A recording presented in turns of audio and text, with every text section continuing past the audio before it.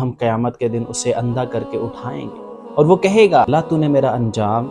اب اندھا کیوں کیا ہے۔ سورہ طٰہٰ میں اللہ رب العزت ارشاد فرماتے ہیں جو میرے ذکر سے اعراض کرے گا، جو میرے ذکر سے روگردانی کرے گا، اس کی دنیا تنگ حال ہو جائے گی، بدحال ہو جائے گی۔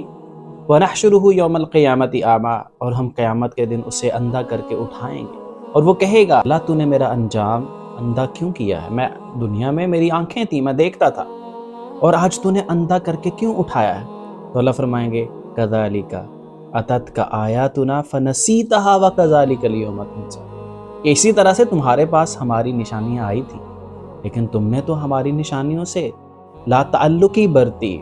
نظر انداز کیا، تو آج ہم بھی تمہیں اگنور کرتے ہیں اور نظر انداز کرتے ہیں۔ جو شخص اللہ کے ذکر کو بھولتا ہے، اس کے احکامات کو بھولتا ہے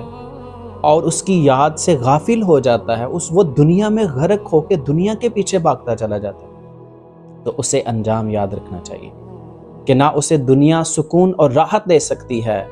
اور آخرت کی بربادی تو اس کے ساتھ ہے۔ کامیابی اللہ کے ذکر میں ہے، اس کو یاد رکھنے میں ہے،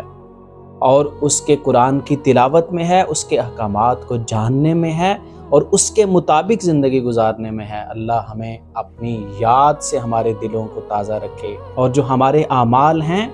وہ بھی اس کی یاد پر مبنی ہوں، یعنی اس کو جو بھی ہم دنیا کا عمل کریں اس میں ہماری نیت پروردگار کو خوش کرنے کی